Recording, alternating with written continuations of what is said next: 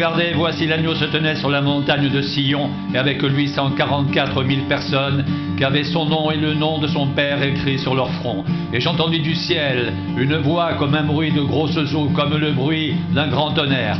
Et la voix que j'entendis était comme celle de joueurs de harpe jouant de leur harpe. Et ils chantaient un cantique nouveau devant le trône, et devant les 4 êtres vivants et les vieillards, et personne ne pouvait apprendre le cantique, si ce n'est les 144 000 qui avaient été rachetés de la terre. Ce sont ceux qui ne se sont pas souillés avec des femmes, car ils sont vierges. Ils suivent l'agneau partout où il va. Ils ont été rachetés d'entre les hommes, comme des prémices pour Dieu et pour l'agneau. Et dans leur bouche, il ne s'est point trouvé de mensonge, car ils sont irrépréhensibles. Je vis un autre ange qui volait par le milieu du ciel, ayant un évangile éternel pour l'annoncer aux habitants de la terre, à toute nation, à toute tribu, à toute langue et à tout peuple. Il disait d'une voix forte: craignez Dieu et donnez-lui gloire, car l'heure de son jugement est venue, et adorez celui qui a fait le ciel et la terre et la mer et les sources d'eau. Et un autre, un second ange suivit en disant: elle est tombée, Babylone la grande, qui a abreuvé toutes les nations du vin de la fureur de son impudicité. Et un autre, un troisième ange, les suivit en disant d'une voix forte: si quelqu'un adore la bête et son image, et reçoit une marque sur son front ou sur sa main, il boira lui aussi du vin de la fureur de Dieu, versé sans mélange dans la coupe de sa colère. Et il sera tourmenté dans le feu et le soufre, devant les saints anges et devant l'agneau. Et la fumée de leur tourment monte au siècle des siècles. Et ils n'ont de repos, ni jour ni nuit, ceux qui adorent la bête et son image, et quiconque reçoit la marque de son nom. C'est ici la persévérance des saints, qui gardent les commandements de Dieu et la foi de Jésus.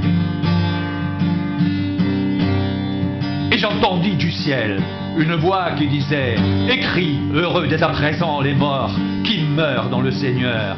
Oui, dit l'Esprit, afin qu'ils se reposent de leurs travaux, car leurs œuvres les suivent.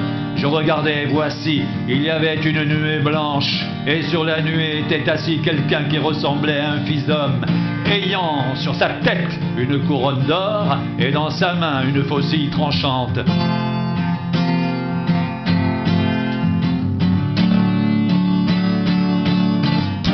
Et un autre ange sortit du temple, criant d'une voix forte à celui qui était assis sur la nuée: lance ta faucille et moissonne, car l'heure de moissonner est venue, car la moisson de la terre est mûre. Et celui qui était assis sur la nuée jeta sa faucille sur la terre, et la terre fut moissonnée. Et un autre ange sortit du temple, qui est dans le ciel, ayant lui aussi une faucille tranchante. Et un autre ange, qui avait autorité sur le feu, sortit de l'autel, et s'adressa d'une voix forte à celui qui avait la faucille tranchante, disant: lance ta faucille tranchante et vendange les grappes de la vigne de la terre, car les raisins de la terre sont mûrs. Et l'ange jeta sa faucille sur la terre, et il y vendangea la vigne de la terre, et jeta la vendange dans la grande cuve de la colère de Dieu. Et la cuve fut foulée hors de la ville, et du sang sortit de la cuve jusqu'aux morts des chevaux sur une étendue de 1600 stades.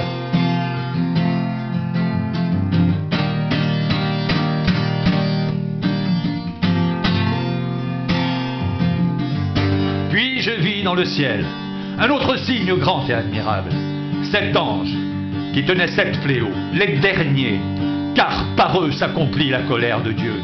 Et je vis comme une mer de verre mêlée de feu, et ceux qui avaient vaincu la bête et son image et le nombre de son nom, debout sur la mer de verre ayant des harpes de Dieu. Et ils chantaient le cantique de Moïse, le serviteur de Dieu, et le cantique de l'agneau, en disant: tes œuvres sont grandes et admirables, Seigneur Dieu Tout-Puissant. Tes voies sont justes et véritables, Roi des nations. Qui ne craindrait, Seigneur, et ne glorifierait ton nom? Car seul tu es saint, et toutes les nations viendront et se prosterneront devant toi, parce que tes jugements ont été manifestés.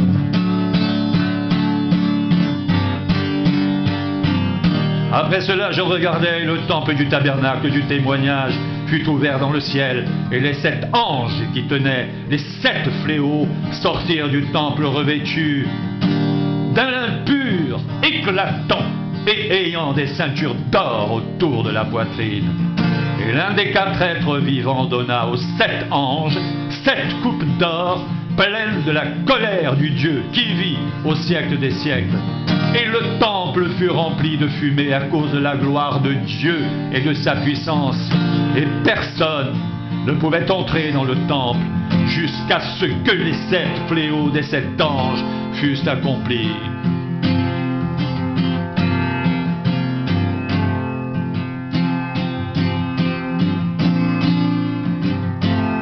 Et j'entendis une voix forte qui venait du temple et qui disait aux 7 anges: allez et versez sur la terre les 7 coupes de la colère de Dieu.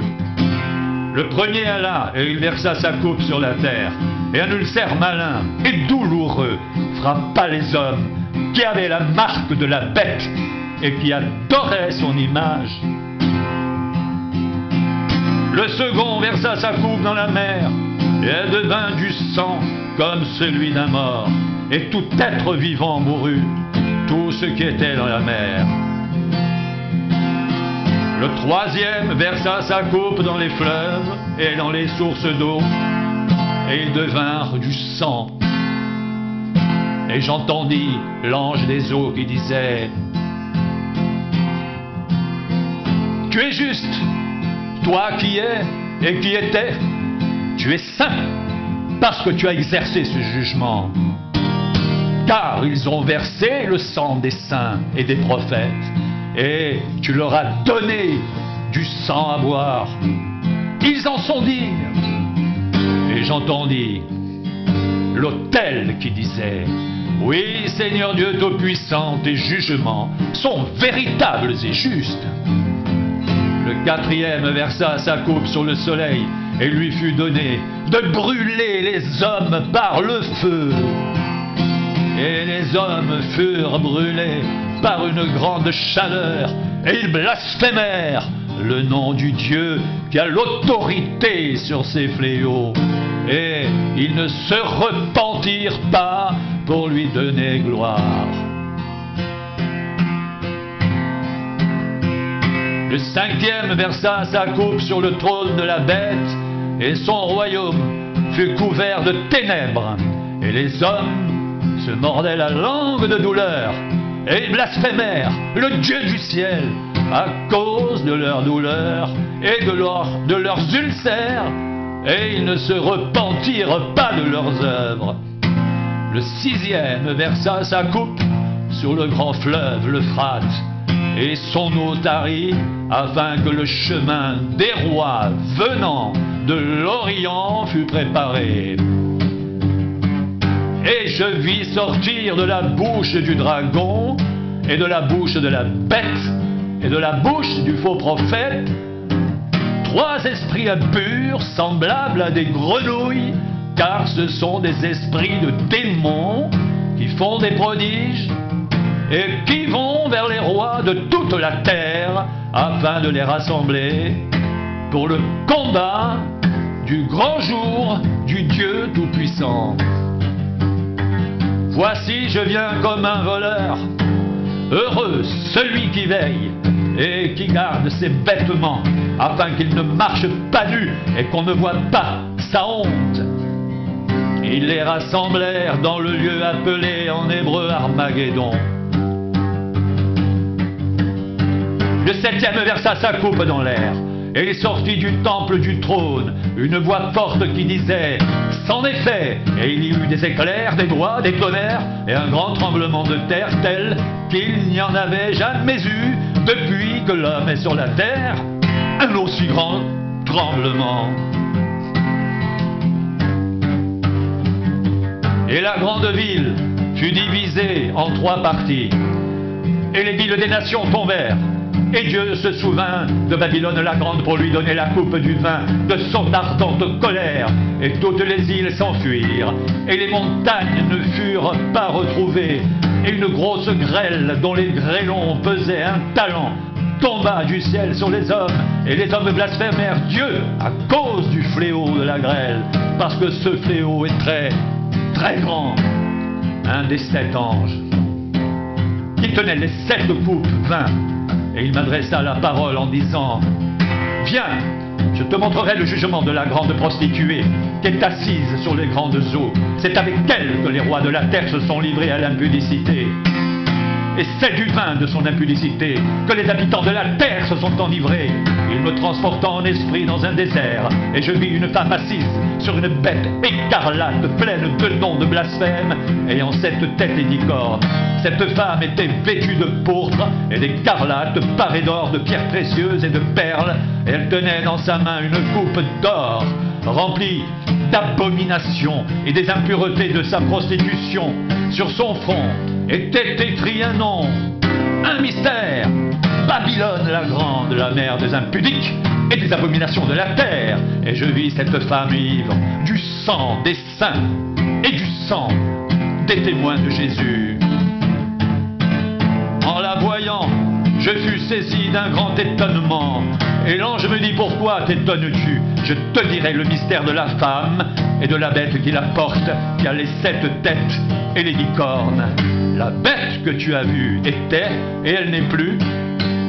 Elle doit monter de l'abîme et aller à la perdition. Et les habitants de la terre, ceux dont le nom n'a pas été écrit dès la fondation du monde, dans le livre de vie, s'étonneront en voyant la bête, parce qu'elle était, qu'elle n'est plus, et qu'elle reparaîtra. C'est ici l'intelligence qui a de la sagesse. Les 7 têtes sont 7 montagnes sur lesquelles la femme est assise. Ce sont aussi 7 rois.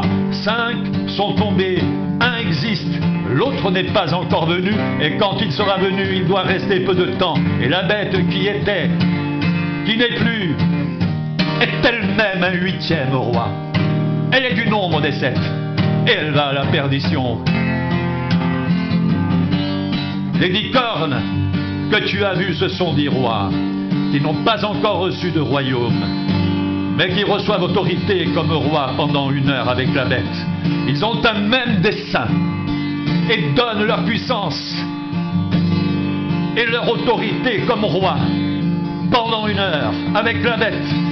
Ils ont un même dessein, et donnent leur puissance et leur autorité à la bête. Ils combattront contre l'agneau, et l'agneau les vaincra, parce qu'il est le Seigneur des seigneurs et le Roi des rois. Les appelés, les élus et les fidèles qui sont avec lui les vaincront aussi.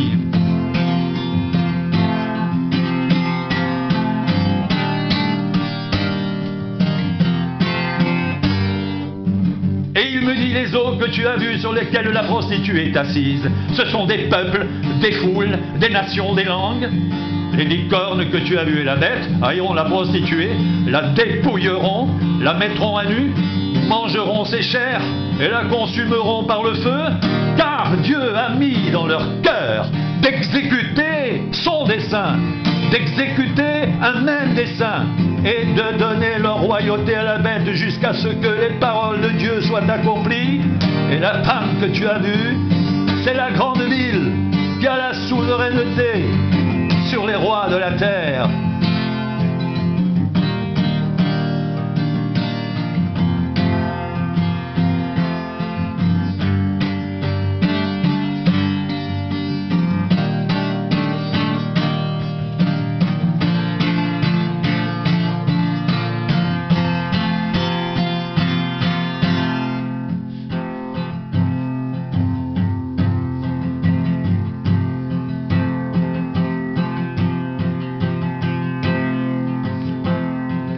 Les eaux que tu as vues, sur lesquelles la prostituée est assise, ce sont des peuples, des foules, des nations et des langues.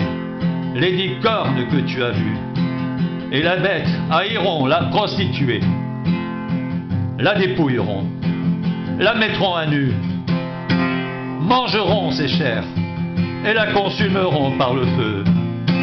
Car Dieu a mis dans leur cœur d'exécuter son dessein, d'exécuter un même dessein, et de donner leur royauté à la bête jusqu'à ce que les paroles de Dieu soient accomplies. Et la femme que tu as vue, c'est la grande ville qui a la royauté sur les rois de la terre.